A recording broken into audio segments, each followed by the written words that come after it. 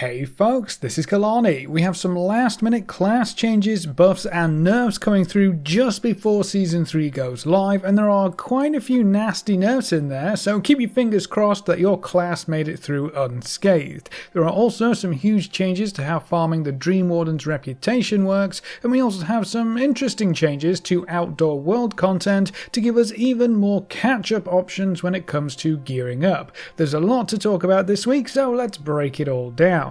Now before we jump in, be sure to hit that like button and subscribe so you never miss another video. Now the first thing that I want to show you in this video doesn't really have much to do with everything else, but I have to show this to as many folks as possible because it is game changing for this patch. There is a portal to the Emerald Dream Zone in Valdrakken. You don't have to worry about changing your Hearthstone or what the fastest way to get back to the Emerald Dream is going to be. After you've reached the central encampment, this portal should become available for your characters. It's located directly to the east of the Great Vault on the map. It's kind of right behind it in the Emerald Enclave. It's just a little platform surrounded by green banners with the portal hanging out to the edge. I'm not sure why there isn't something or someone that points you towards the portal at some point during the questing experience, or just someone hanging around in Valdrakken saying, "Yo, there's a portal over there." It should be at least marked on the map, because when a guildie posted about this portal in our Discord, I couldn't believe it. It saves so much time and effort. This portal also seems to be there right away on your alt, so you can use that to head straight into the zone and start working on some important weekly activities without needing to do the story quests first. So that's a nice little quality of life addition for alts as well. Be sure you share this info with your friends, guildies and everyone else you can think of. It's a game changer for sure, and everyone needs to know about this portal. Moving on, there are some large balance tuning changes coming before Season 3 starts next week, so let's go through these new class buffs and nerfs. Unholy Death Knights are coming in swinging with a 10% buff to Death Coil damage, Scourge Strike and Clawing Shadows are also up 10%, Ghoul damage was increased by 8%, Virulent Plague damage is up 20%, and Apocalypse Ghoul damage was increased by 5%, so quite a few buffs for Unholy Death Knights.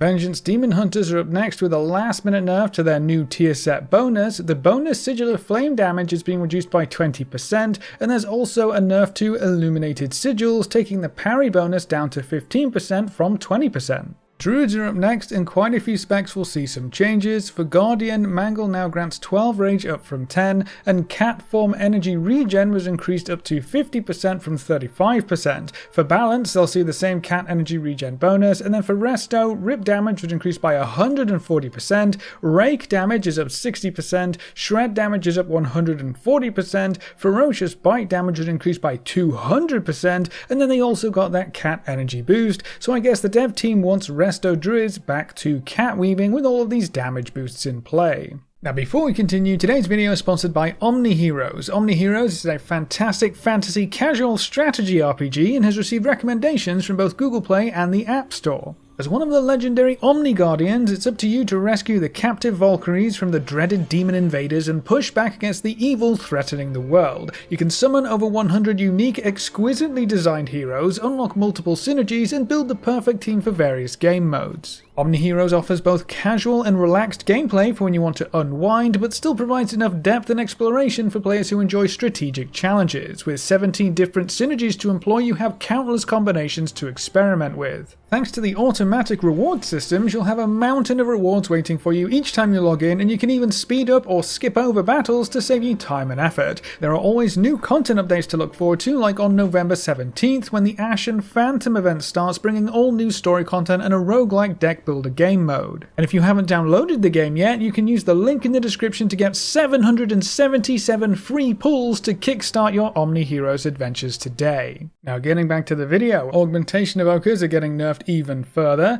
Ebon Might is down to 6.5% of their primary stat, down from 8%, which will drastically reduce the power that augmentation evokers offer up to your group, but on top of that, Closer's Clutchmate's bonus to Ebon Might and Breath of Eons was also cut in half, which will further reduce their impact in smaller group content. It doesn't stop there though, the versatility bonus from Shifting Sands has also been reduced by 15%. The dev team are definitely trying to rein in the overall power level of augmentation evokers, and I will be very interested to see how this plays out during the Race to World First, as well as the initial Mythic Plus compositions pushing high keys. Mages are up next with some tier set changes for Frost. The 2 set was buffed up to a 16% damage boost, up from 10%, and then the 4 set was nerfed down to 15%, down from 20%. So a buff for the 2 set, but a nerf for the 4 set. Monks will also see tier set adjustments. Brewmaster's 2 set was doubled up to a 40% damage bonus, and the 4 set was buffed up to a 15% damage bonus, up from 10%. For Windwalker, their tier set will now increase the damage of Blackout Cape by 200%, up from 150%, so buffs all around for the monks this week. Paladins have a very quick buff for Retribution, giving them a 3% damage boost across the board. It doesn't seem like a lot on paper, but hey, it's better than nothing, I guess. Discipline Priests joined the lineup with some quick nerfs. Divine Aegis was reduced down to 5% of healing done, so that was cut in half, and then Inescapable Torment damage was reduced by about 19%. I guess Discipline was looking a bit too strong after their rework heading into this patch. Assassination Rogues have some quick changes for their tier sets in the new season. The 4 set had a tooltip correction, and then its single target damage was also increased by 4%. And then the last class on the list of changes this week are the Warlocks. Destruction's tier set had its damage increased by 50%, Unstable Tear and Shadowy Tear are both up 5%, and Chaos Tear damage was increased by 30%. For Demonology, their tier set had some big buffs. Doom Brand's single target damage was increased by 50%, and the Doom Fiend's single target damage was increased by 40%. The old 2-piece bonus was also nerfed, cutting the cooldown reduction in half. That's all of the class changes we have so far heading into next week. Remember, if your class or spec wasn't on this list, that just means they didn't get a buff or nerf in this round. All of these changes are set to go live on Tuesday the 14th, which is also when Season 3 will kick off. I would expect to see a lot more class balance tuning over the next few weeks as folks work through the raid and push higher Mythic Plus keystones, and really just as everybody gears up and the numbers start to come through. So keep your eyes peeled for more class update videos. Now, in other news, there have been some very impactful changes to one of the events in the new Emerald Dream Zone. The Emerald Bounty event can reward you with a variety of goodies, including flight stones, crests, pets, and mounts, but they gained a lot of attention in this first week due to their reputation gains. Emerald Bounty events allowed you to farm and grind reputation with the Dream Warden's faction pretty much endlessly. The rewards were hotfixed several times over the course of a day, but initially you had a good chance to get 20 rep per bounty event you contributed to. That's definitely not a lot of reputation, but when you put a highly sought after item in the renown rewards for the new faction, some folks will go to any length to farm it as quickly as possible. So that's what folks were doing, 20 rep per bounty, just endlessly farming rep to set themselves up for a quick boost to renown 18 or higher in the second week of the patch, to secure that infinite augment rune for all of their raid and Mythic Plus dungeoneering adventures.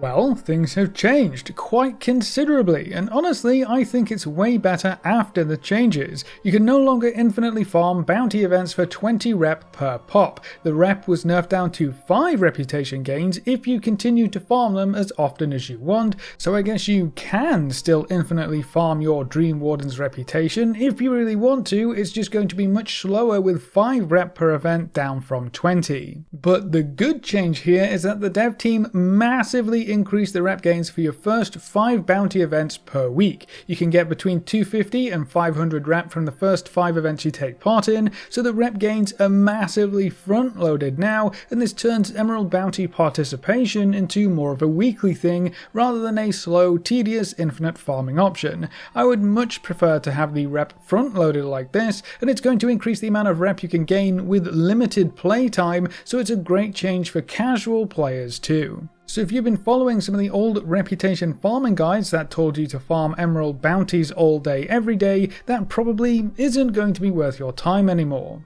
Can still do it, it's just going to be much slower than before, and we're heading into the second week of the patch with more reputation farming opportunities, and the anniversary event is going to give us a huge rep bonus anyways, so I personally wouldn't try to min-max the Dream Warden's renown too seriously, but that's just my take. And then the last thing I want to talk about in this video are some new gearing options. Well, sort of. A lot of older Outdoor World content had its rewards increased this week. So if you go back to the time rifts in Thaldraszus, all of the gear here has been increased up to item level 428, which is on par with some of the lower rewards in the Emerald Dream Zone, like the gear you can get from rare monsters. The best part about this gear though is that you get to choose what you get. So if you need a weapon really badly, you can just buy a weapon. If you need a trinket to fill that slot so it stops dragging your overall item level down, grab a trinket. It's super useful to be able to pick and choose exactly what gear you want, especially if you're trying to gear up an old or new character to get them into the harder seasonal content. To buy any of the Time Rift gear, you'll need a dilated time pod. To get these dilated time pods, you just need to go through the Time Rift event into the time portal and complete the objective on the other side. You should get at least one time pod per week,